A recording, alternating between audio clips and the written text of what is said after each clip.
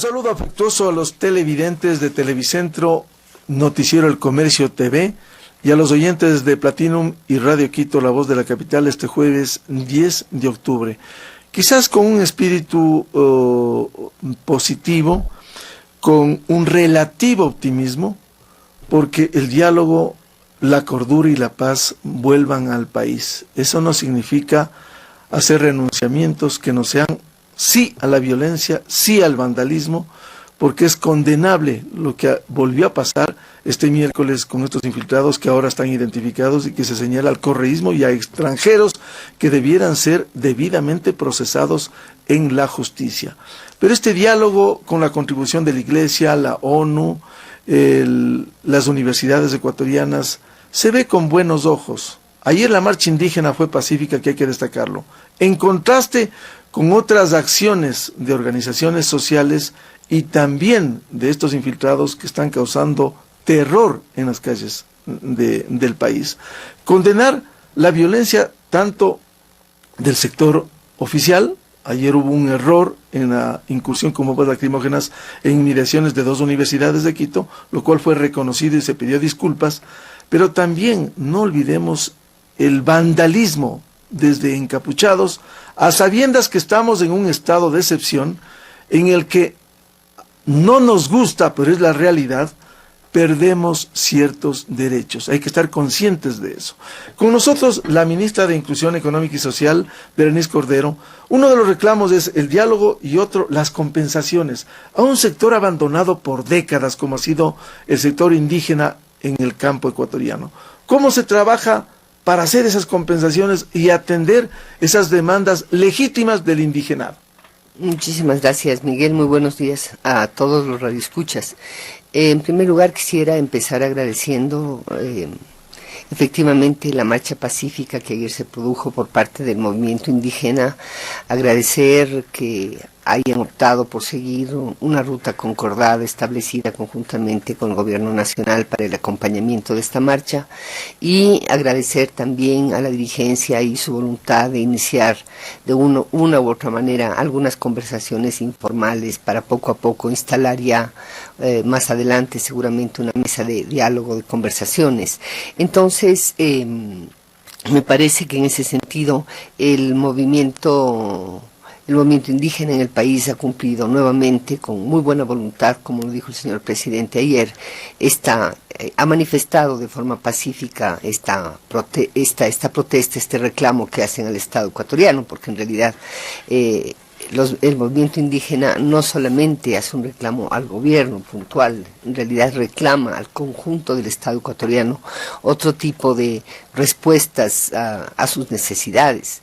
De otra parte, efectivamente, condenar todos estos actos vandálicos que hemos vivido los últimos días, poco conocidos por la sociedad ecuatoriana y que realmente reflejan que existen eventualmente algunas estrategias de por medio que seguramente están operando y que hacen ¿Que buscan la desestabilización en el país? Bueno, esto es un análisis que lo hacemos dentro del gabinete y con enorme preocupación.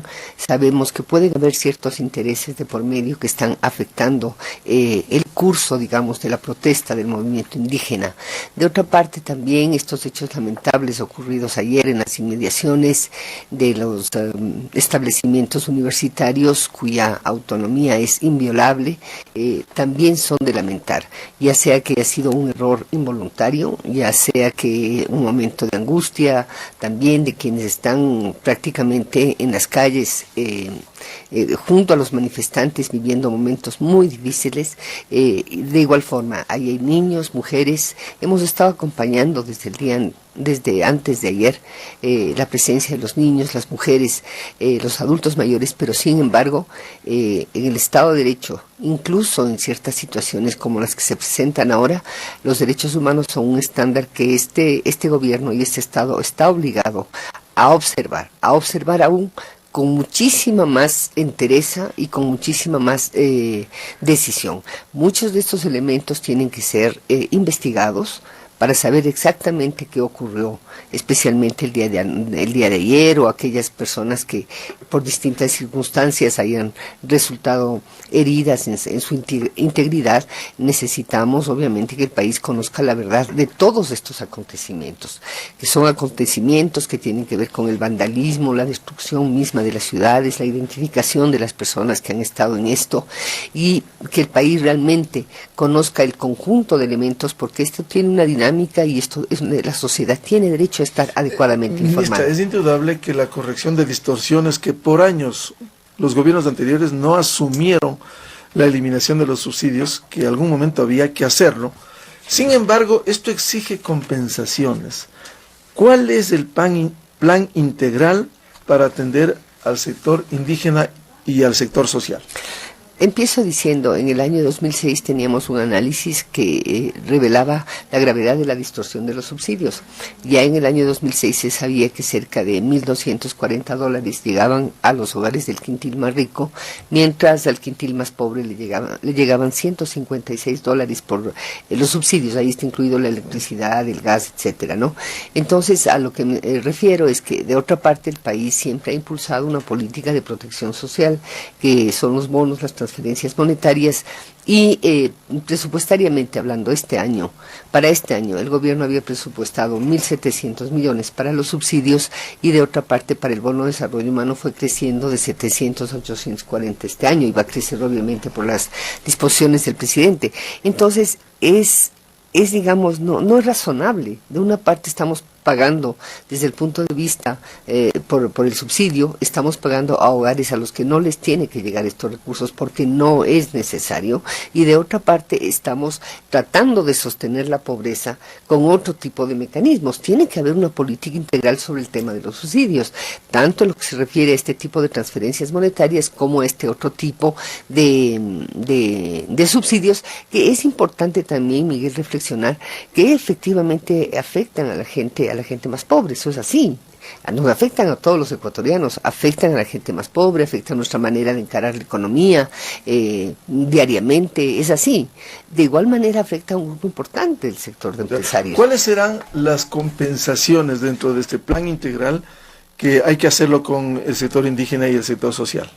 Bueno, en principio estamos, ya el señor presidente decidió, tenemos 1 millón de beneficiarios en los bonos y transferencias monetarias y pensiones no contributivas, 1 millón de personas. Estas personas van a recibir $15 adicionales cada mes, a $65. ¿Por qué? Porque se hizo un cálculo, el INEC hizo el cálculo de un 2% más o menos de inflación, y también otros organismos internacionales, variaciones.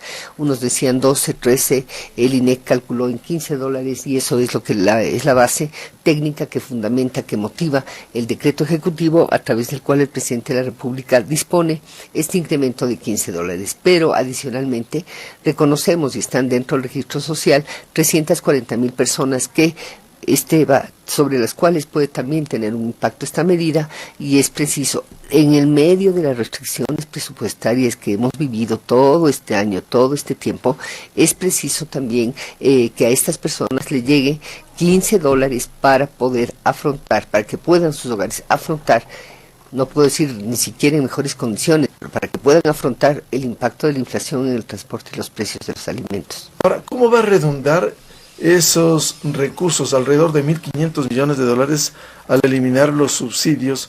Que una de las quejas es ¿por qué esos recursos no van directamente para atender en lo social, y por qué también no hay una acción mayor de reducción drástica en el gasto público?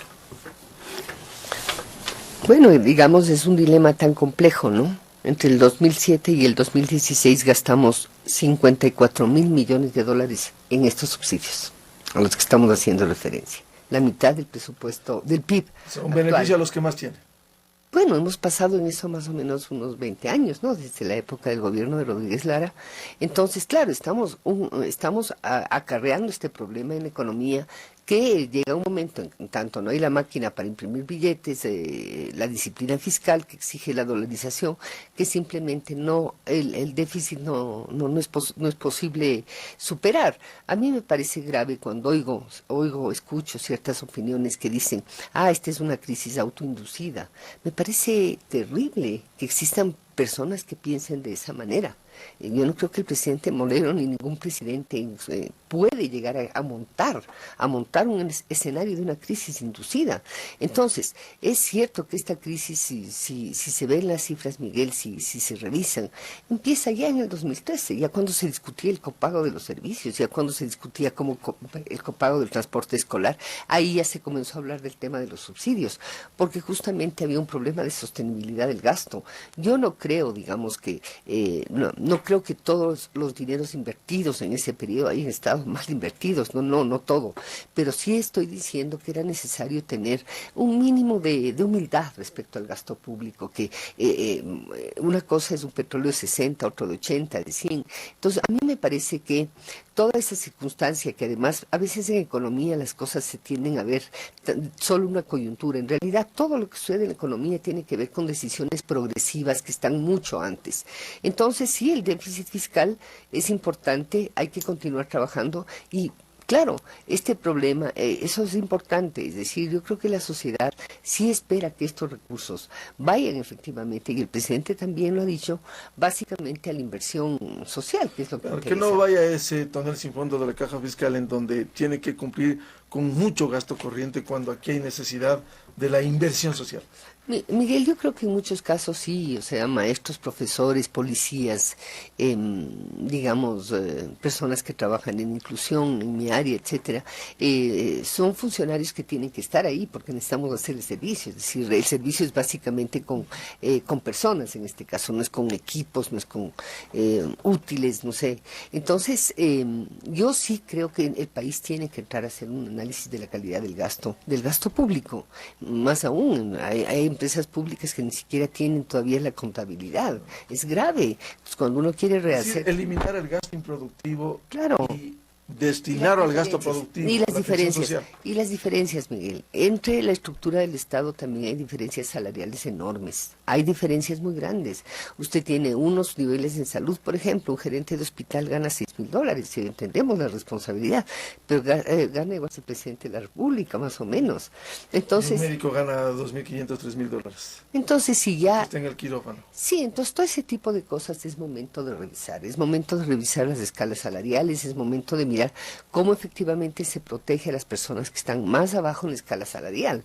Pero es fundamental, digamos, que también tengamos claro que el déficit existe y que si bien se podrán hacer algunas inversiones importantes, de todas maneras el esfuerzo estaba bastante dirigido para tratar de equilibrar y no acudir, como se hizo el año anterior, a una situación donde en diciembre no había cómo pagar los salarios. Entonces, digamos, esta es la situación. Pese a todo eso, usted sabe, el presidente de la República se ha mantenido firme en evitar que se descuide la inversión social. En eso se ha mantenido firme. Hubo que hacer ciertos recortes en inversión pública porque, francamente, habían algunas obras que había que terminar y otras necesidades que había que retomar. La ministra de Inclusión Económica y Social estará en los diálogos próximos, ojalá en las próximas horas, con los indígenas, los sectores sociales para buscar salidas. Bueno, ayer estuvo trabajando todo el gabinete social con el ministro de Economía, estuvimos analizando y evidentemente también con el ministro de Agricultura, que ha llevado una reflexión muy importante al gabinete sobre el problema rural, el problema agrícola, el problema del campesino. Y Hay una deuda pendiente, es indudable, ¿no? es una deuda, pero añeja, una deuda ya estructural en el país, y a mí me parecería que esta es una muy buena oportunidad. El presidente tiene la voluntad, es un hombre que desde el punto de vista personal, de sus ideas personales, él se identifica con estos problemas, se identifica con los problemas sociales que existen en el país y tiene la enorme voluntad de trabajar. Entonces, ayer se trabajaron unas 6, 7 líneas, ejes temáticos como insumos, que son preocupaciones de las organizaciones indígenas, del movimiento, de los líderes, que ellos evidentemente tendrán que comenzar diálogos a su vez hacia abajo para discutir, para analizar. Pero yo creo que mientras más pronto se instale esta mesa de diálogo, mayor capacidad tendremos de actuar con celeridad, con más oportunidad y sobre todo que al país nos quede una enorme lección, ¿no? Aquí todos somos corresponsables y todo lo que ha ocurrido también estos días debe hacernos reflexionar de hasta dónde puede llevar las cosas, digamos, cuando hay intereses poco claros de por medio. La ministra de Inclusión Económica y Social, Berenice Cordero, en el noticiero El Comercio TV a través de Televicentro, en las radios Platinum FM y Radio Quito. Vamos a continuar este diálogo con la ministra Berenice Cordero y hacer votos porque el diálogo fluya y vuelva la armonía y la paz en el Ecuador. Muy buen día.